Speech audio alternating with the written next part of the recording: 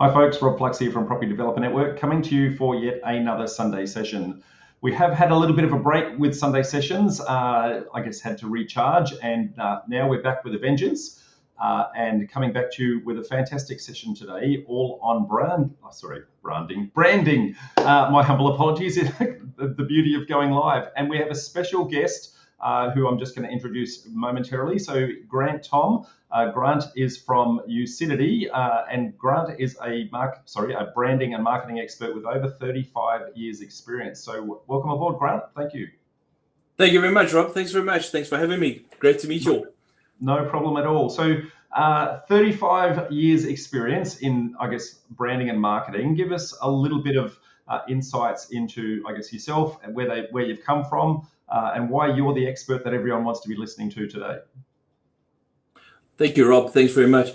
Well, I don't know about the expert part. I'm the busiest in the sense that I'm constantly involved in helping people to develop their dreams, help build passion for their business, and to create value for the business for growth and scale. My background is I started in South Africa many, many years ago, and I worked for an advertising agency by the name of Ogilvy and Mather. I had the good fortune of meeting with David. I had the good fortune of actually working with David Ogilvy personally in the UK. And I spent about 3 years overseas, where I spent a little bit of time in the UK office, a little bit in the Portugal office, and a little bit in the Amsterdam office. And I really just got a taste and understanding of what brand was all about. But being quite young, I didn't ask enough of the right questions at the time, and I was off to go do various things. And shortly thereafter, about 1989 to 90, I started my own agency in South Africa and ran that quite formidably through the transformation years of South Africa. Very exciting going through the rainbow period. And then in 2009, a client of mine had moved across to Australia, and he had asked me to build a brand for him. I came across to Sydney and to do the presentation personally. And I fell in love with Sydney. And from Sydney, I realized that there was an international world. And now today I run 6 agencies in 6 countries. I'm helping brands start up, especially in the digital space, the tomorrow space that I call it. And I help businesses to be effective in their branding. And what's happened that I really enjoyed the most is that digital has really grown in leaps and bounds since those early days of where we used to do things very much by hand and by manual skills. Digital has taken marketing to another realm altogether. And basically, it's about understanding the iconography of branding and how to make brands relevant in the tomorrow space is where I really got my true colors of understanding as to how to help businesses be effective in a very noisy space with a view to work out their value, and at the same time understand why branding is now one of the most important criteria of going forward. Because I've also had the good fortune of working with 15 of my clients who've gone on to sell their businesses due to the brand and the market share we were able to grow in order to make sure that they were attainable, and therefore someone found them of value and therefore came and bought them for very good money. You used a very interesting word there, iconography. A lot of people think of brand as a logo, and iconography is kind of a subset of the logo. So why don't we first start with the difference between a brand and a logo, and then talk about why iconography, I guess, as a subset of that. Well, iconography is a totally different dimension altogether, but we'll get into it in a second. So let's talk about the difference between a logo and a brand. So the way in my interpretation is a logo is very much the badge. And you must understand, Rob, when we talk branding, I can talk on about 250 different subjects as to the relevancy of branding, which is all about. So for today's purposes, I'm going to keep it as simple as possible with the view to not get overcomplicated, because naturally it can get quite in depth. But the difference between a logo and a brand is very much the logo is the shape, the design, the formation as to how that look is all about. And there's a whole lot of criteria as to how do you get that look going forward. Branding is very much the science about that logo as to how many times you can apply a brand to a particular platform, a surface, appearance. So for example, back in the old days, you used to receive a fax. You used to sign a document with a pen. The truck would drive by and you'd have the logo. You'd go to the company's head office and there would be a signage outside. It's all the ultimate where I look at the applications as to how the brand can get applied. And very much the science of branding is to understand how do you adapt a design to be able to be scaled from a small perspective up to a huge perspective, even 3D in some cases. What's happened in the form of digital platforms and communication platforms is that they are working very tight spaces, very crowded spaces, and therefore what's happened is that digital got away from all the aesthetics of nice elements that graphic designers used to come with, and now they used to really just take less is more. So it was about bolder shapes, bolder typography, less, sometimes even made up words, and that was from the stemming of SMSing and WhatsApping, where people were making shortcuts to words in order to get meaning. Abbreviations became very pronounced with the view of the branding sector. And then what we were able to then do is, in the sense of iconography, is how does your brand get seen as an icon when you open up your smartphone or your tablets and there's an icon of that company or that app that you are wanting to engage with in order to do a particular exercise. It's how is that seen was when the iconography of what branding was, in the sense of how can you apply the simplicity of a brand and multiple times in a digital space and digital platforms. So branding in essence is the science of how do you apply it. You've got to understand quite clearly that people have got to sort of see you about 20 times before they remember you. They're going to have to touch you about 7 times before they even buy from you. So ultimately, it's how do you keep that engagement? And I think we've all had that exercise that, you know, brands live around us every single day. We all literally, well, in normal world, let's not talk about COVID world, but we may touch anything between 3,000 and 5,000 brands a day that is involved in our personal lives. We've also had that experience where someone has seen a brand and had an engagement with the brand, and next thing you look, you're driving down the road and you just see their trucks everywhere, you see their signage everywhere, and suddenly the brand has meaning, and suddenly you recognize its value. That's ultimately what branding is all about. And we've got a lot of entry-level property developers in our group, and from entry-level through to embryonic through to starting to scale. Why would they want to start to think about a brand right at the very start when they may not necessarily have done deal number one? Why do they want to start to think about where do they want to take their business? Why is that important to them? So the lessons I've learned in 35 years of running branding agencies, design agencies, digital platforms, and helping many businesses grow and scale is that 9 times out of 10, the brand is the one element that is sort of nice, but it's not the most important aspect in the beginning of the business. But when the business is growing and scaling, they want to revisit the branding exercise, and it tends to be very, very expensive to then revisit that implementation.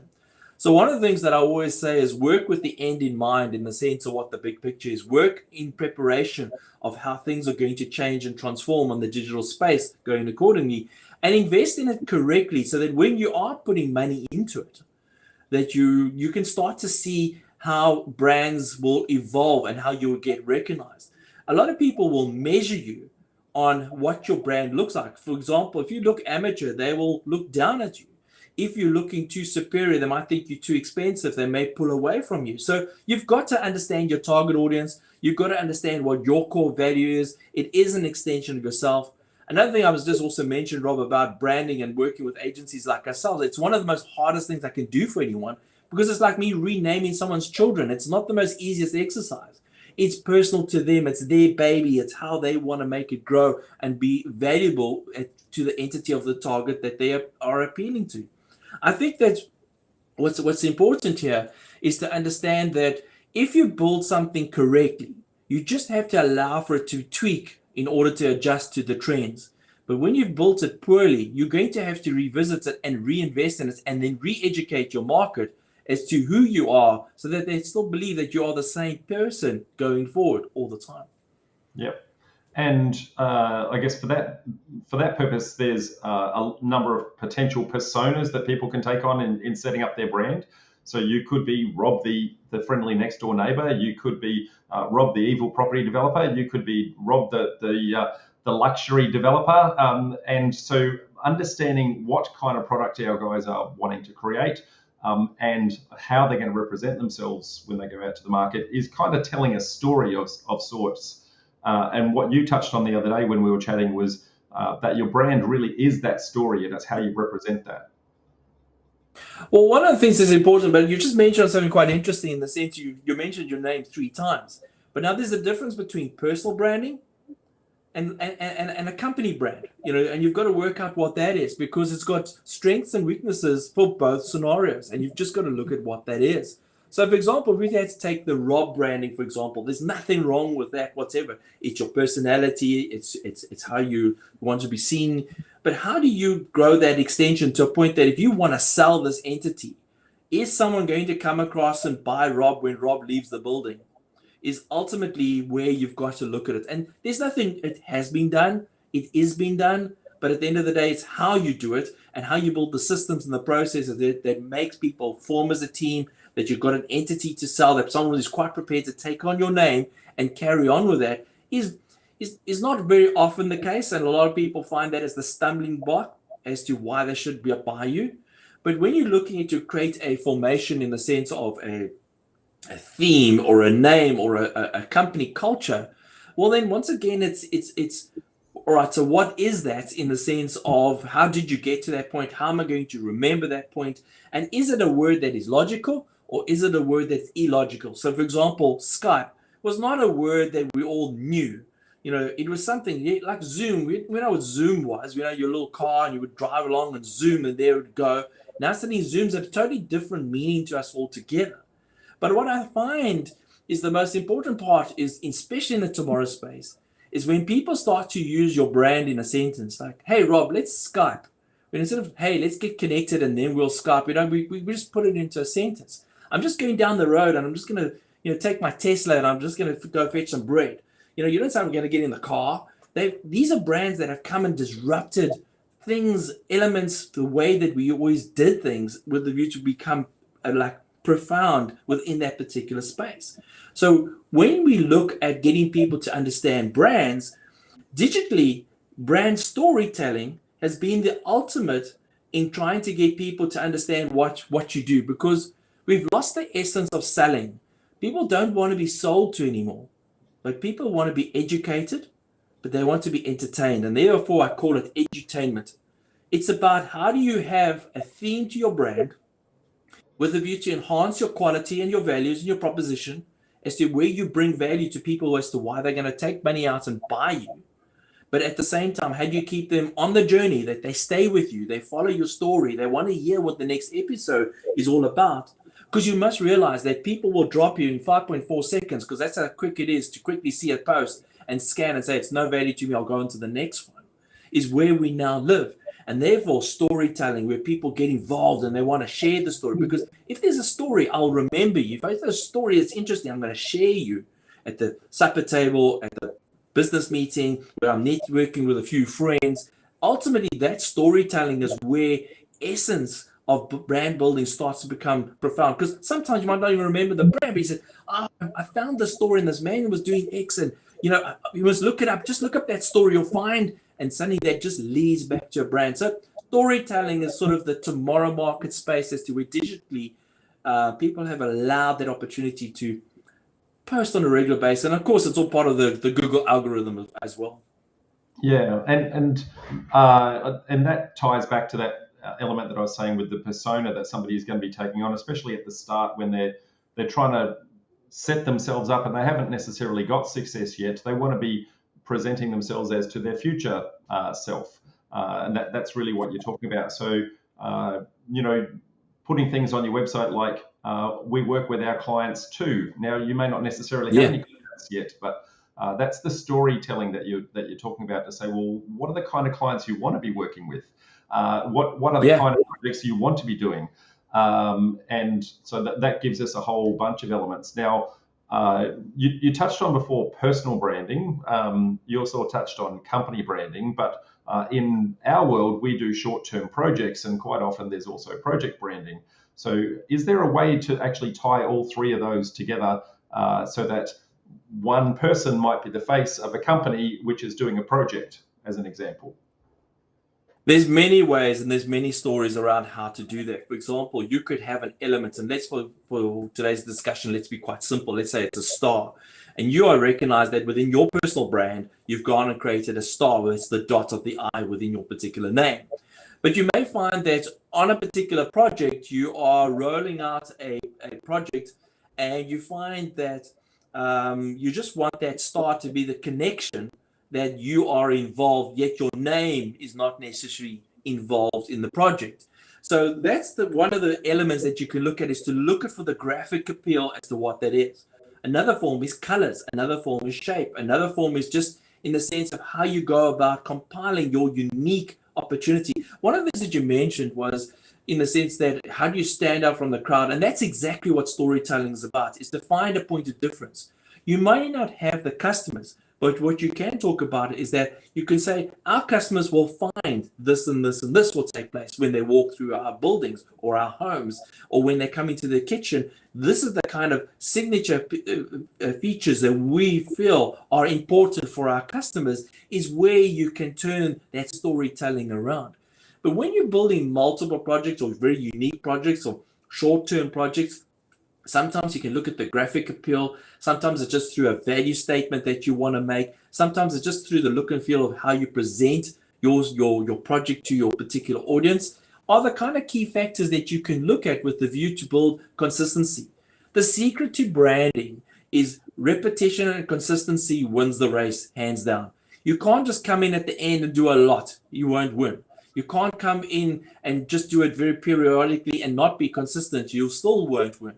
You've got to be consistent, and you've got to build repetition, and you've got to make sure that you weave that golden thread through. If you chop and change and you keep on changing, and in your mind it's clear, in your realm, your family, your business connections, they understand. That's great. You've been able to work it out. You've educated each other.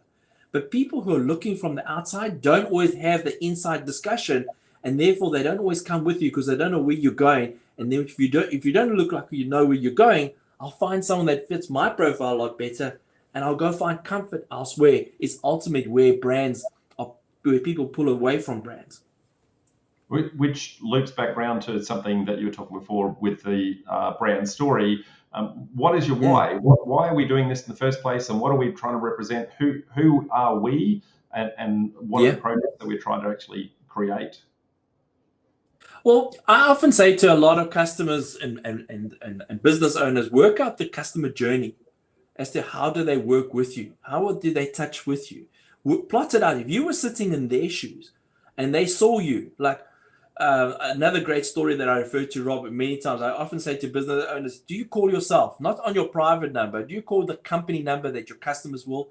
And would you enjoy that experience? The same it goes for here. If you were their customer sitting out wherever you were sitting and you saw this brand and you read it, would you interact the same way?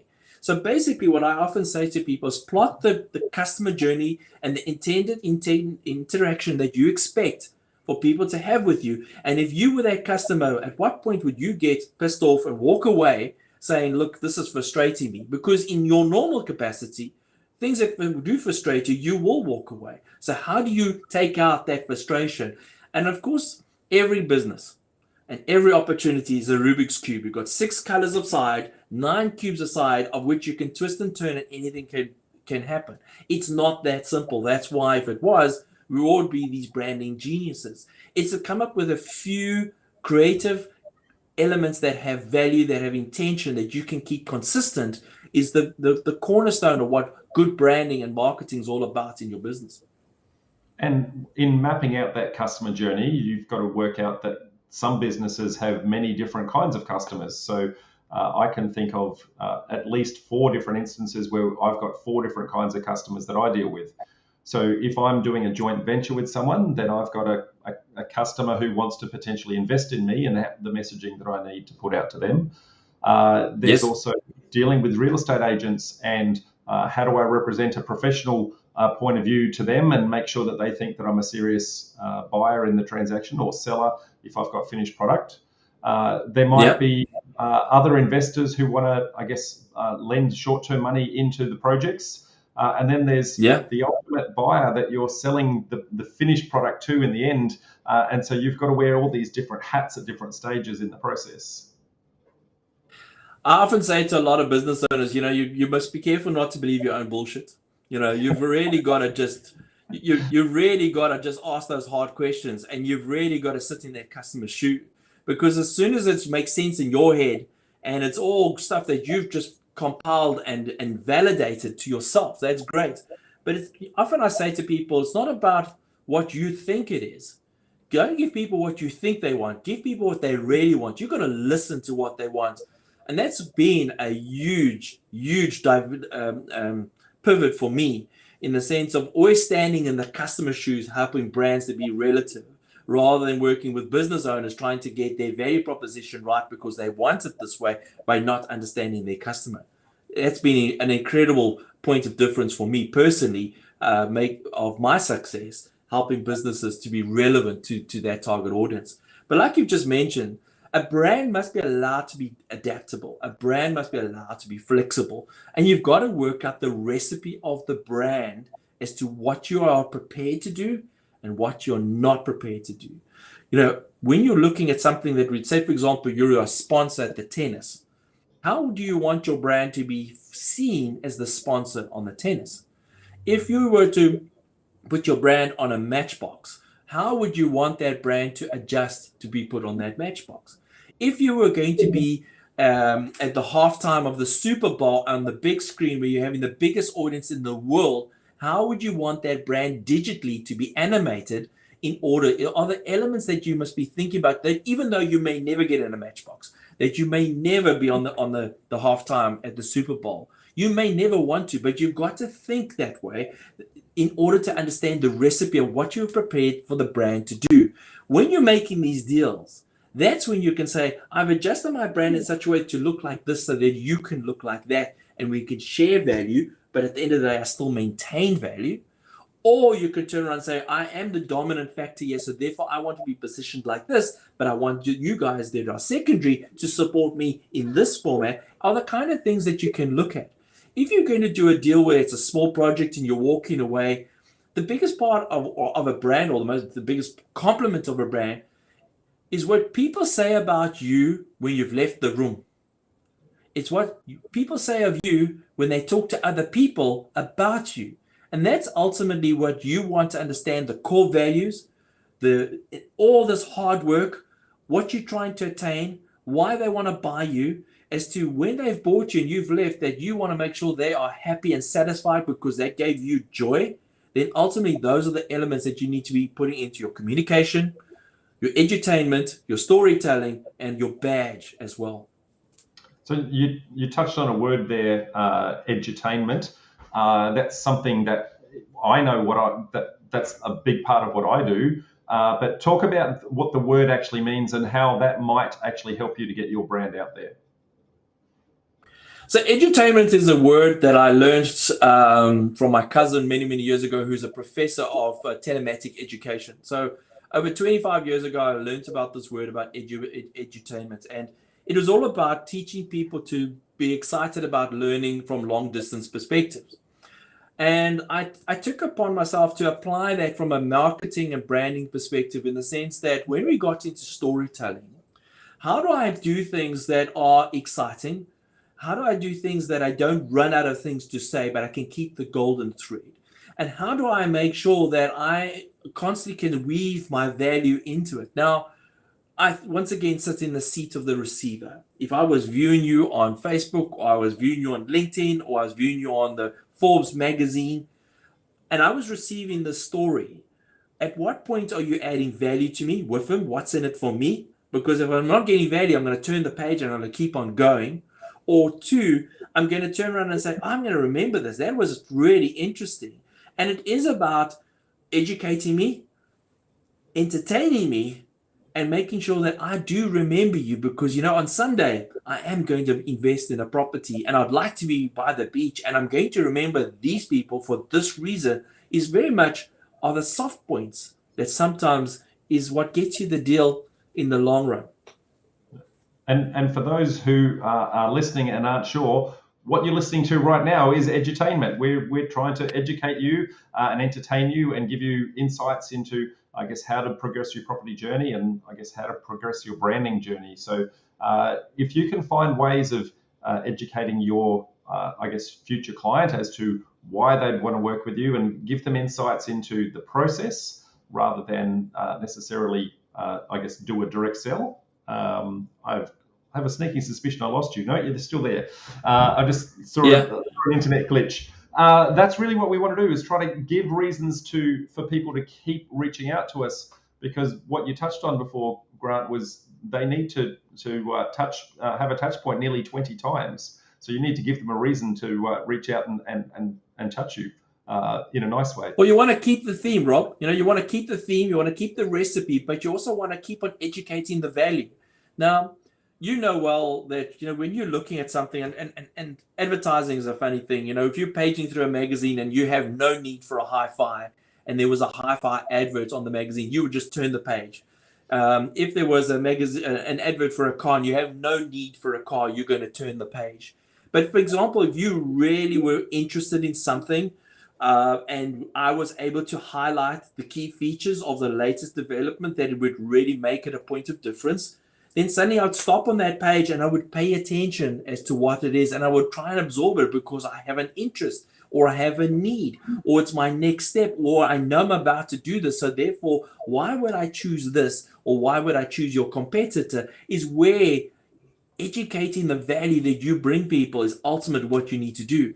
Just because you believe it's value or you think it's value is not enough anymore, because right now people can find anything they want, wherever they want, how they want, just because they want to now. So therefore, you cannot just rely on what you say to be enough. You've got to go and really prove it. You've got to then ensure it. You've got to demonstrate it. And what we are allowed to do is that we sit with our mobile phones that got cameras, it's got video cameras, it's got live stream. I can show you that value. I'm on the ground. I can switch on. I can talk it to you. I can highlight what you should be thinking about. I can give you checklists. All those things are ultimately communication, edutainment, education that will drive traffic towards a landing page, your website, your social media page, whatever it is, with the view to say, well, this guy is talking sense to me. This is making sense. I'm going to refer back to him again when I'm now ready to do this, or I'm doing this right now. I'm going to highlight it to my team or my family on our next investment as to, we're doing this right now. We are buying a new home. So therefore, I need to make sure that these points are considered as value, or that are not going to be problems for us going forward, because so-and-so told me, or so-and-so educated me, or so-and-so highlighted something that I could resonate that I didn't think of myself. And we've got a number of members of our community who do that really, really well. They go out on site and they document the progress of projects and things like that. And we've got others that are super shy at not wanting to, I guess, get themselves out on camera, and because they think they've got nothing yet, I guess, to share. Are there little tips and tricks as to how someone can actually think about, well, I've got a message to tell, even though I haven't necessarily found my first deal, or I haven't necessarily gotten into that, or the project's not underway? What are some tips and tricks that they could do in that regard? Look, you're living in a world where there's about 10,000 tools and apps that you can use, that you don't need to be the guy that has to be in front of the camera. So if you're not keen to be in front of the camera, you do not wish to put your face, or you don't feel comfortable with it, or you can't remember the script, or you can't remember the facts, there are other ways of doing it. You can use an animatic. You can hire someone else to do it for you. You can actually create a storyboard and get someone to just put it. We can go and get a whiteboard video animatic put together for close on $50 in order to just explain the value. So there's many different ways on which to do it. You don't always have to be front and center on screen if you're not feeling comfortable with it. For some people, that's their personality. For some people, they're quite comfortable. But for others, they're not. There's nothing wrong with it whatsoever. You must understand, Rob, there's no such thing as wrong answers and right answers on what we talk about today. It's down to personal preference. Like, for example, when I mentioned about naming someone else's children, there's no such thing as a wrong name for a child. A name is there for a reason, in the sense that that family unit decided on it with the view for that validation and went with it, and it's fine. It's a name. So ultimately, those are the same things that happens when it comes to your marketing, your execution of your message. You can work out your theme, your avenue. What's important is to stick to a recipe that works for you, or that you're going to get recognized. But just because you've got one recipe doesn't mean you can switch. You'll find that some brands can use 5, 6 different avenues quite comfortably. You find that others get very confusing, and therefore they will stick very narrowly as to what it is. It comes back to the brand attributes, the logo attributes, as to where and what you were stemming of. You have ever seen those simple logos and you just thought, gee, that was just so clever, and you've seen the other ones where they're just so cumbersome? Well, unfortunately, they are what they are, but they both do work in context. Some may just have other barriers to entry in some scenarios. But I think the ultimate is that there's so many tools out there. There are so many services out there. You can go to Upwork, you can go to Fiverr, you can do Airtasker. You can find people to assist and will be an extension of what you're trying to create to get that communication to be relative. Another very, very important point is to make sure that you don't go long. Go to the right time, because people don't have time to listen to the long conversation. Often you get a podcast and it's 45 minutes, and I'm like, I don't have time to listen to 45 minutes. I'll listen to it later, and you never get to it. Rather tell me something in 5 minutes. What I do is I get a video, I look at it and see how long it is, and I'll say, right, I'll give it 5 minutes. But if I see it's 45 minutes, I'll see it later. I've got to get going to something else. I can't get involved in this now. Is where you've got to consider, how do you get your conversation, how do you get your communication, your education out to your target audience? Bite-sized pieces. That's it. One famous marketer, Gary Vaynerchuk, talks about document rather than create. Because coming up with ideas about how to edutain people is really, really hard. But when you are just doing stuff during the day, it's really easy to say, well, this is what I'm doing and why I'm doing it. Is that something that you would encourage, I guess, guys trying to start out in trying to come up with ideas and how to market what they're doing? I've met Gary Vaynerchuk. We had a good conversation the one time, and we spoke about 6 minutes for 60 years. And what we spoke about was that old people don't necessarily have to fall behind where technology is relevant. Okay, we spoke about that 6 minutes for 6 years, 60 years is that when you might be 60 years of age, you just need to literally take some time out, which is 10% of your time, and learn the device and learn the tech, and you can be relevant because you've got business acumen. Where we sit in a funny age today where youngsters who are learning the tech don't necessarily have the business acumen. They've got a long way around the circle to get to a point of difference.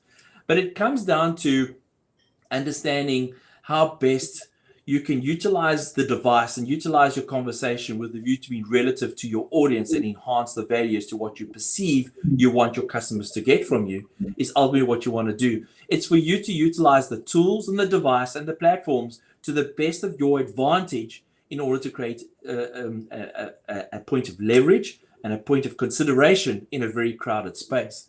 You've got to look at that the market is changing and it's not going to go backwards. It's only going to go forwards. So what I think is imperative is that you find those attributes that are relative to you, and therefore you can then multiply and leverage and leap off those with a view to get to the next arena, because those arenas are going to be coming faster than we know, especially now in COVID. Our life has changed. We now do meetings on Zoom. We weren't doing that, 20 odd months ago, but now Zoom has become a key feature of how we do business. We're working remotely. We've never done that type of work before. We always had to come together. Now suddenly we're doing so much more over a short space of time. And yes, it is about that conversation and about that value of education over short periods of channels that becomes imperative. So going back to Gary V, he talks on multiple levels about multiple subjects, and he is very relative, and he's a futurist. He understands the tomorrow space extremely well. If you listen to where he's at, he's not wrong. It's how you adapt it to your life and your business. That's what's hard. So in building a brand, and our guys in our community particularly trying to start small, and they don't have the big budgets, and they don't have all they've got is the vision of where they want to go in the early days. How do they start small with consistency in their messaging and consistency in their mechanism? How do they start small with that big term view in mind? So I always say to people, understand your customer. If you know your customer and you know where they are and where they shop, then you go and you talk in those spaces. Because just to talk everywhere hoping to find something is not going to make us very effective. So when you don't have a big budget and you don't have a big team, Then you've got to be very niche, and you've got to then find joint venture opportunities. You've got to find niches. You've got to find other people's audience that you know is applicable to you, even though it's not like a competitor's audience. It's just know that those people buy that type of car, and I like those people to buy my type of property.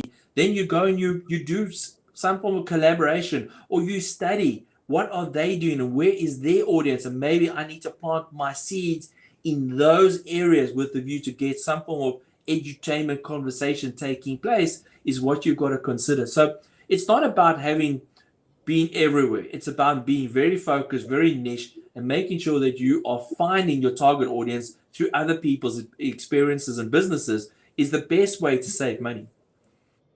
And when we had a chat the other day, we talked about trust being a very important part of that, and that your brand is all about trust. What you say is what you do. So if you are going to say that you're going to create a certain kind of product, that's what you create. If you say you're going to work with agents in a certain way, that's what you do. What are some ways that people can build that trust in their messaging? So have you ever noticed when you've gone to a restaurant and you've had a bad experience, you're very quick to tell a whole lot of people what a bad experience is all about? I think this is something that you've got to consider in the sense of, once again, standing in your customer's shoes, how they would engage and how would they buy, and how can you educate someone as to the next steps. I feel is one way of getting people to not get angry with you, because you may understand the next step and you've done this 1,000,000 times or 100 times or 1,000 times, but they've only done it once and they're not clear on what the next step is. And once again, what is clear to you is not clear to them, can create aggravation. So it's always imperative to inform people of what the next step is. It's always imperative with a view to have an opportunity that they can ask questions. Have a personal, we're sitting in a fascinating space where people can have one-on-one relationships all over again. You can get to the head of a business and have a conversation, and he can make a decision, a marketing decision that can really help his business. A lot of people are scared of social media because of what people may say, and therefore they've got a riot on their hands. But the best way to handle a riot or an objection is deal with it in the sense of call it face on, educate, enhance, repair the problem, reward for the repairing the problem, reward someone for actually standing up and bringing something to your attention and saying from now on we will change it, is where you can find those attributes. So it comes down to understanding your customer and the journey as to what their pain is, as to what their fears are. If you can understand their fears and you can build and communicate assurances, then suddenly the trust factor will be a lot more. If you say you're going to do something, then do it and put your name to it, put your brand to it. But it's when you say you're going to do something and then you do and you leave people hanging, then you build a reputation. That's when it's hot. No marketing can fix that unless you can have a phenomenal pivot with the view of creating a guarantee or a value proposition or a commercialization of your message to a point that they can hold you to it.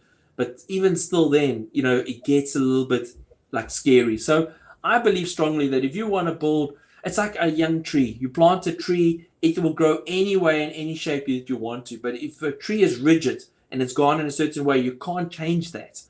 Therefore, look at yourself as that little sapling and say, right, how will I mold myself to be the very best for my customers, to build the trust? And you've got to stand by your trust and take the seriousness of your brand and your trust together, that at no point will any deal or any person ruin that. And if they are trying to, you are going to educate them to the value that you are truly are about and be able to show that that value is ultimately where you get tested in social media and tomorrow market spaces.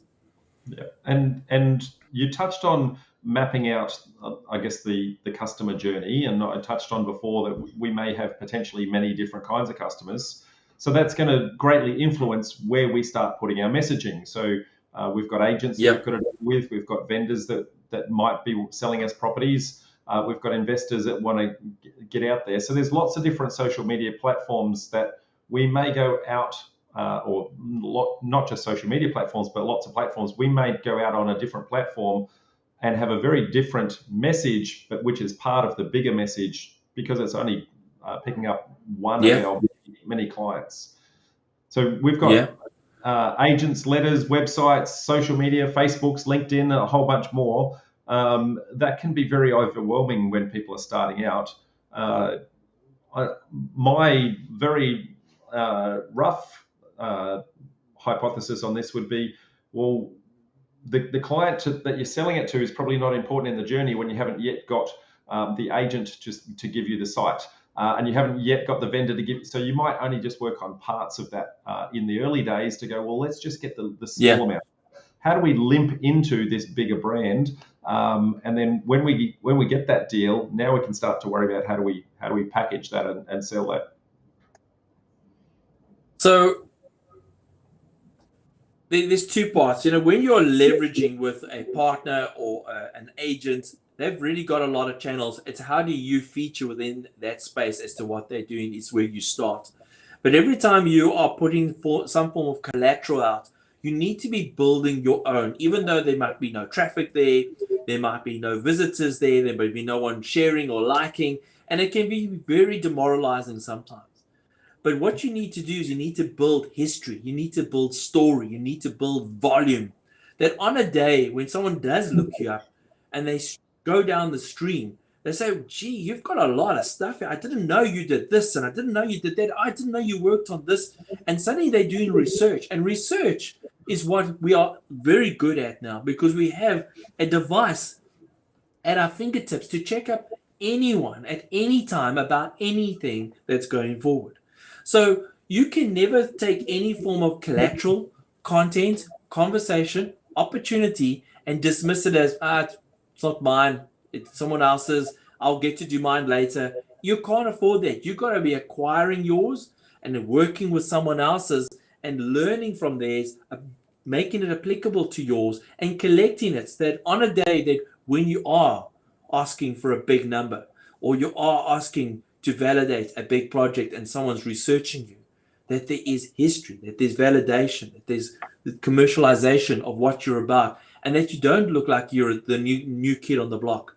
People don't like new kids on the block because they like track record, they like experience, they like understanding, they like to know people who've done this a couple of times. That is where it works for them. But at the end of the day, it comes down to, what are you trying to achieve, and how many leverages and platforms can you stand on with the view to communicate in order to enhance your value and make other people look great at the same time. And then by that acquiring of content on a regular basis, you're building your own persona that people will eventually measure you by, and therefore way that you slowly get there. You can't just get it quickly. You can, cost money, it's superfluous, it just doesn't have attrition, so therefore it doesn't have the reach. You've got to get multiple forms of communication in order to get brands to network and niche together.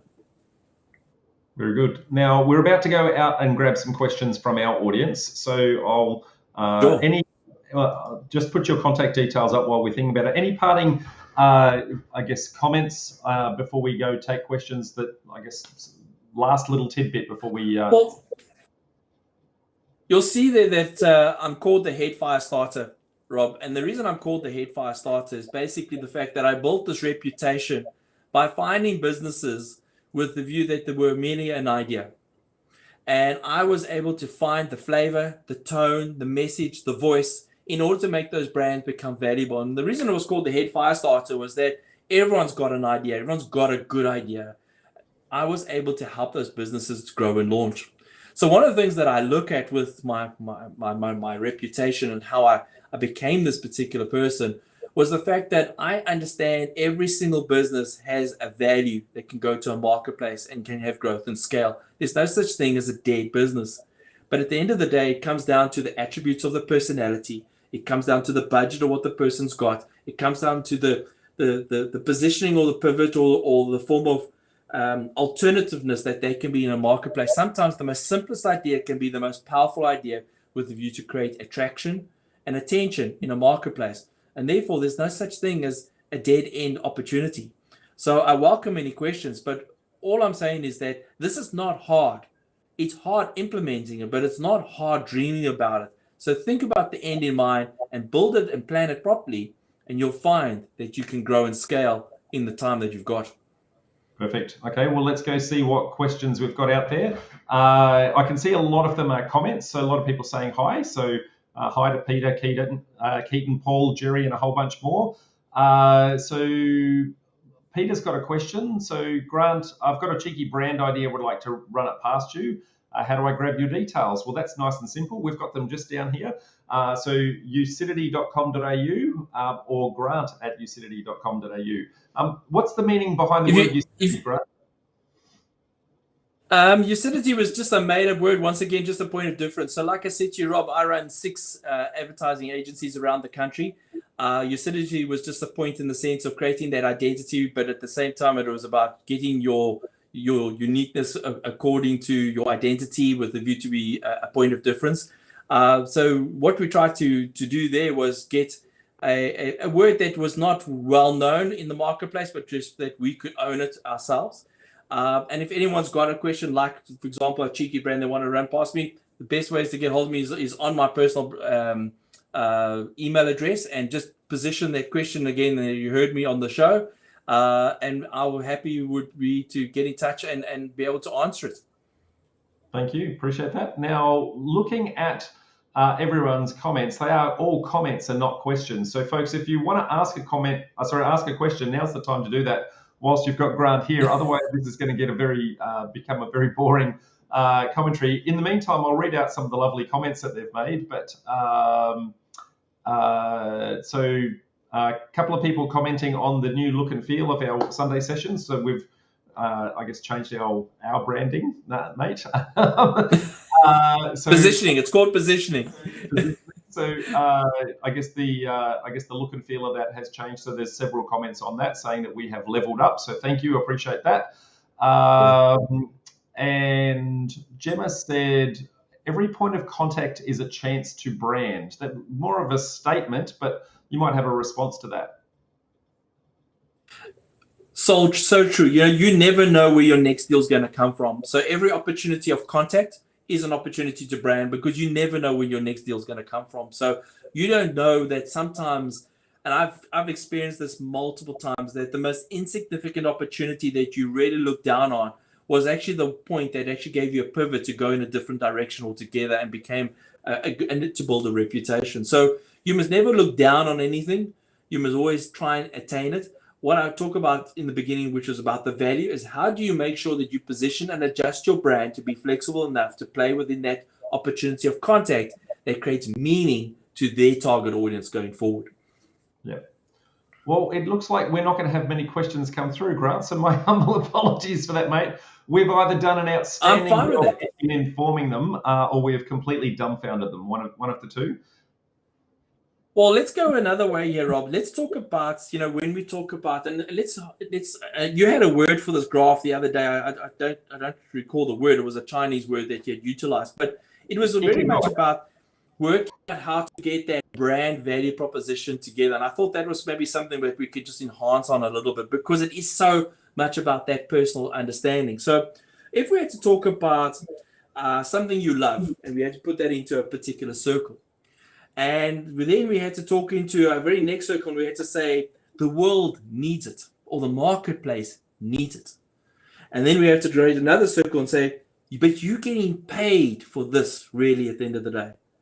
And the last circle would be, you are great at what you do. And if you have to take those 4 circles and bring them together, you'll find that you have overlap of those circles. And when you get into you love it and the world needs it, it's very much your mission in your job, in the sense of what you want to do to go out and achieve. And that's why you started this business. You started this project. You have a passion. You have an understanding. And at the end of the day, it's a mission for you because you would like to bring value. And of course, ultimately, you want to make money. But there's also another part, in the sense when you're looking at the world needs it and you're getting paid for it, very much that is sometimes a vocation, in the sense that you're getting paid. It's a calling, but at the same time, the world needs it. And you want to find that you want to put yourself out there. And ultimately, at the end, you want to look at that when you're getting paid for something and you're great at it, well, then that's very much your profession or your professionalism towards what you're trying to achieve. But ultimately, when you're great at something and you love it, that's your passion. And when you've put all those circles together, when you look in the middle, that's your badge, that's your brand, that's your identity. That's how you want people to recognize what it is. And all those circles that I've just mentioned, that's where you find a source of content with the view to write, with the view to put communication out, with the view to put into every single deal, that you're creating those touch points of that element that enhances the meaning of what your brand is about, is where you find the opportunity to create position, educate value, have call to action, have opportunity for engagement, and at the end of the day, educate the value in the sense of the small points that is a point of difference to those of that in a competitive space, and then bring home the opportunity with the view that they can buy you or buy your product going forward. Remember, it's very important. Give people what they want. Don't give them what you think they want. Because if you do that, they'll find value somewhere else. Listen to the target market. Let them talk to you. Let them share their ideas. And how best can you position your business, your brand, your value proposition by educating the market that you can, is ultimately what you want to try and achieve with the businesses that are the listeners on this show today. Yeah. So that Japanese word that you were talking about with those concentric circles is called ikigai, Ikagia. So it might be AI, but ikigai, Japanese word for reason for being. So sits exactly where you're talking about. Now, in the meantime, we have had some questions come through. So Sam says, should we have multiple websites when wearing different hats, or try to be something for everyone on the one site? The problem with having multiple websites is that the multiple support that you need to do, you're just putting a multiple work into multiple diversities.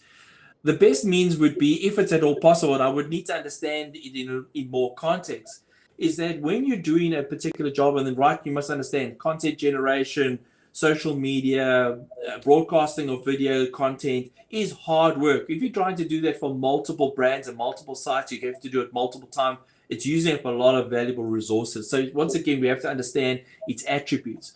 It's best to always create collaboration, or to be able to generate a lot of traffic. So I was busy with a body lotion brand in Europe this last week, and we were just having a look at the one brand where they were wanting to create multiple sites in multiple countries. And I went and I took another brand that's very synonymous around the world, but they had all their countries housed under one site. And I had a look at the backlinks. And for example, the others, they were all sitting on very poor numbers of backlinks trying to build this brand in multiple countries. But the country that had the most was the one that went and he had over 3 million backlinks, with the view that he was using everyone else's traffic to generate his own. So sometimes it comes down to the resources. It comes down to the time and the amortization of content. But once again, it has to be in perspective of understanding the business model to be real on this particular answer. But if you can combine and build your resources to be simultaneous and save on that attribute of output, that would be the winner for me naturally. But I need to understand the context in more. But I hope that perspective will help that particular viewer. It does, and we have an almost identical question from Felicity, which gives some of that context. So if you do wear a number of hats, do you have some advice on how to handle that? And other than having to manage multiple brands with multiple channels, e.g. developers, buyers, and agent. So largely the same question, but I guess giving the context to the different client bases. Look, once again, like I said before, there's no such thing as a wrong answer. You've got to work out what's good for you, or what's good for the target audience that you're appealing to, or the relationship that you've got with the view to add value. What's very important is to understand, how do you get that consistency of the brand to be threaded through all those conversations, is what you can look at. So let's look at the other way. Say that you cannot change and you cannot collaborate or bring them together, and yet they have to stay unique within those particular avenues. Then how do you create the theory that the look and feel, the execution, is that you're starting to build that particular avenue going forward, if at all possible? Sometimes you can't. So for example, you get a group of offices and they run a multiple of franchising outlets, but they are not really recognized by the group, they are recognized by their outlets, is sometimes what you've got to look at and consider. There's no shortcut to marketing. It's all about consistency and repetition, which I mentioned before. You've just got to look at where do you look at your time and look at your resources to what of your customer journey and profile as to what they're expecting from you, and therefore to be applicable. But there are no shortcuts. But if you can bring things together and do things simultaneously with a view to create multiple opportunities for leverage and value, that's good marketing, if at all possible that you can do that. But once again, it's not knowing the full context. It's hard to prescribe and describe it in that entity. Yep. So Tomas has got a question. When you want to map out a customer journey, when you want to map out a customer journey for a baby boomer, where do you start? Now I can quite simply say, well, a baby boomer is 3/4 of the way through their journey, so let's start there. That's a good spot. But there'd be a baby boomer trying to sell to you, Tomas, and there'd be a baby boomer trying to buy from you, and there'd probably be very different elements to that. Well, I would take the baby boomer and I would try and work out how many different personalities would you find within the baby boomer range, and that are buying from you. And then I would try and take each one of those baby boomer like attributes, and I would try and sit in their shoes and try and work out the journey that they would take as to where would there be their fear points, what would be their lack of consideration, what would be things that would really just bolster their confidence within you, and I would try and work out what they are. If you can try and break it down into multiple personalities and create multiple journeys, and you can plot it on a big board or a piece of paper, and then what you could do is then try and group things that are synonymous or similar, or that already are major steps, and then you find that you spend a lot of attention on the steps that are combined, is one method that you can then talk to that target audience, because you're not saying exactly for everybody, but you're sort of generalizing the message or the hurdle going forward. You must understand, as children, one of the words we learned was no.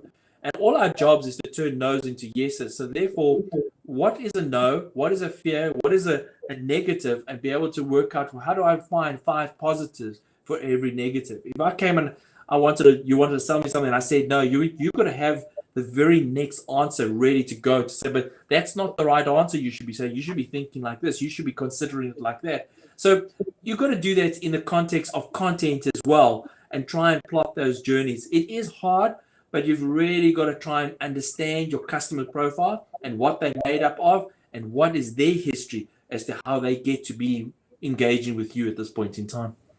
And in trying to map that journey out, I've found in the past that an easy way that I've found, and it might not be the only way, but is to put those groupings into fears, pains, and desires. Nice, simple, easy groupings that are easy to map out. Any other little niches that you might want to look at other than those 3?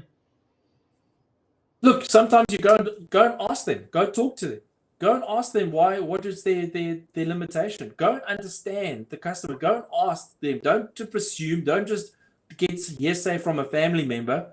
That's another bit of advice. Never listen to family when it comes to business decision. Go to the target audience and listen to what they are saying, and what they will say. They will give you the answer that you're looking for.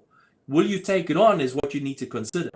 But ultimately, go and talk to that target audience. Stop them in the street. Say you're doing a survey. You just want to understand, would you ever do this? And would you ever do that? And why is this? And why is that? And thank you very much. And off they go.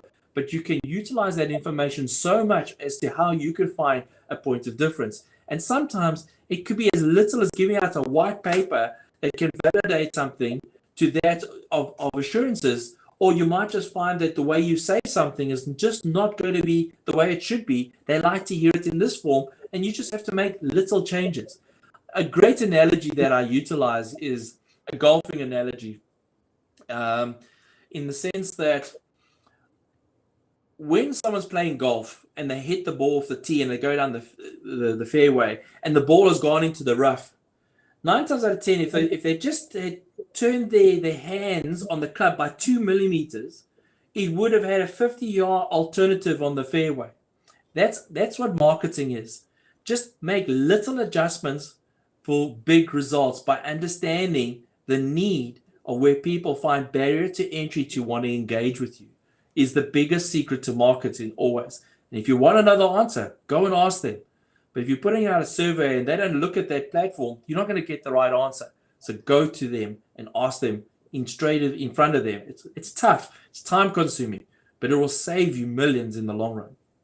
Absolutely. So next question. So from Jerry, different projects may be held in different companies or trusts, I guess for asset protection reasons. So would a brand name not necessarily create confusion with our clients in doing that?